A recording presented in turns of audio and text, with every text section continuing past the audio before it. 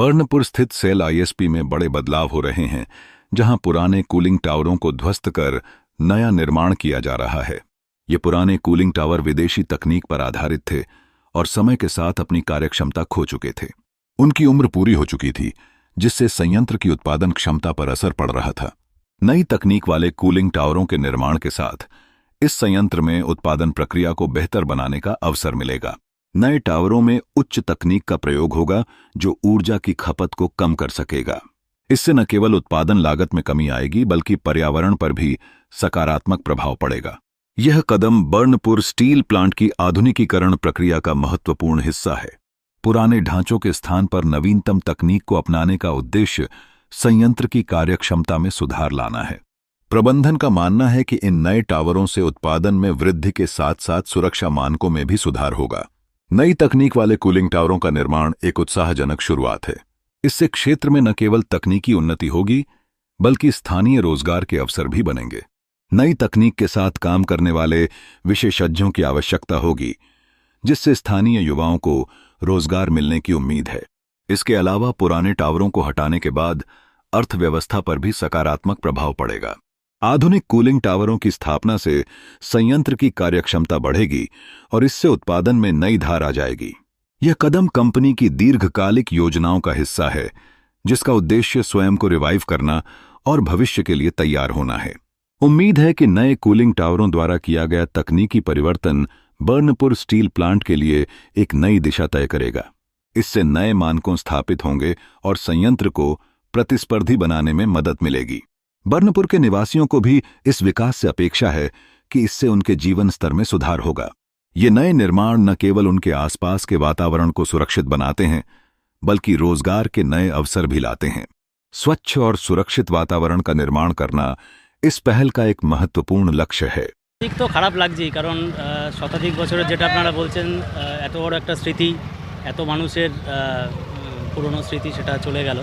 কিন্তু অন্য দিক থেকে দেখতে গেলে জিনিসটা ভালো এই কারণেই, কারণ এটা যে শুধু নষ্ট হয়ে যাচ্ছে তা নয়, এর ওপরে একটা নতুন শিল্পায়ন গড়ে উঠবে এবং সেটাকে নিয়ে প্রচুর মানুষের কর্মসংস্থান জেগে উঠবে। আজকের দিনের যেটা বার্নিং ইস্যু সেটা হচ্ছে গিয়ে কর্মসংস্থান। তো সেদিক থেকে দেখতে গেলে প্রচুর মানুষের কর্মসংস্থান হবে। কাজেই দুঃখ করবার কিছু নেই। আমার মনে হয় এটা নিয়ে একটু আনন্দিত হওয়ারও কারণ আছে। अपना स्मृति 5 कूलिंग टावर को गिरा दिया गया है। हाँ, तो क्या क्या बोलेंगे? एक तरह से ये सुंदरता तो ख़त्म हो गया और ये ऐसा कभी भी जीवन में बनाने नहीं सकेगा कोई भी जो बना था ये चीज़। और जो तालाब को भी भराट किया जा रहा है, ये तालाब को भी भराट वो बहुत सांस्कृतिक चीज़ है कि दोनों तरफ तालाब है, बीच में हम लोग को जाने का एक रास्ता था, उसमें बहुत बढ़िया लगता था देखने में। ये बहुत सारे यादें जुड़ा था ये कूलिंग। जी हाँ, जी जी। क्या क्या यादें थी? याद तो बहुत कुछ है। बहुत कूलिंग एकदम पूरा ठंडा रखता था वहाँ पर, जितना भी हम लोग का एसी रूम है उसका बहुत कंट्रोलिंग रूम था वो। आसनसोल में हाल ही में आयोजित पगड़ी वितरण कार्यक्रम ने एक नई राजनीतिक हलचल पैदा कर दी है। पश्चिम बंगाल भाजपा नेत्री अग्निमित्रा पाल ने इस कार्यक्रम में भाग लिया, जहां उन्होंने न केवल पारंपरिक पगड़ी पहनी, बल्कि हाथ में तलवार भी सौंपी गई। इस विशेष अवसर ने सांस्कृतिक आदान प्रदान के साथ साथ राजनीतिक समर्थन का भी एक मंच प्रदान किया।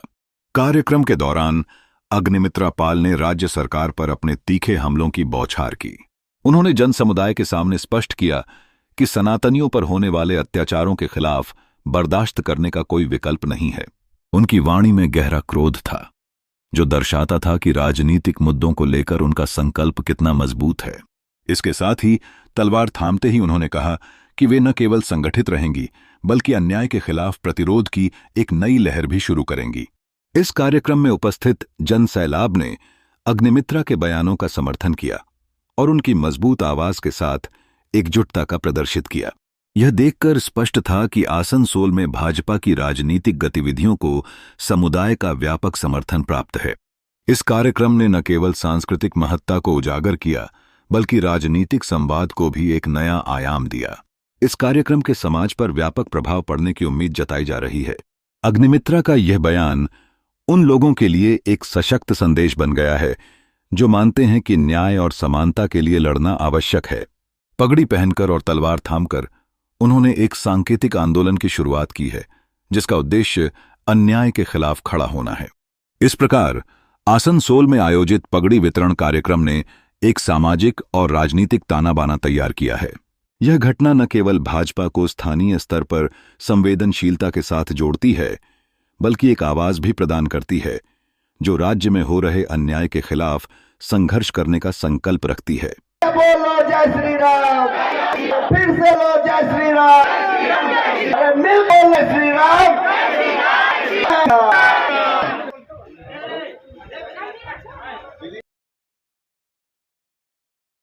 आज तलवार हमारे भाई लोग, हमारे सनातनी हिंदू भाई लोग आज तलवार मेरे हाथ में दिए हैं। आसनसोल दक्षिण के विधायक के हो नाते नहीं, दीदी भाई के नाते, कि दीदी भाई हिंदू समाज की रक्षा करिए। और सिर्फ हिंदू समाज नहीं, पश्चिम बंगाल के लोग, वो हिंदू हो, राष्ट्रवादी मुसलमान हो, सिख हो, पारसी हो, जैन हो, बौद्ध हो, जिसके ऊपर अन्याय होगा उसका प्रतिवाद होगा और उसका प्रतिरोध होगा। इसीलिए आज अस्त्र लिए हैं। आज ये प्रतीकी अस्त्र लिए हैं, लेकिन अगर ज़रूरत पड़े तो असली अस्त्र लेंगे, सीखेंगे कैसे चलाना होता है और इस्तेमाल भी करेंगे।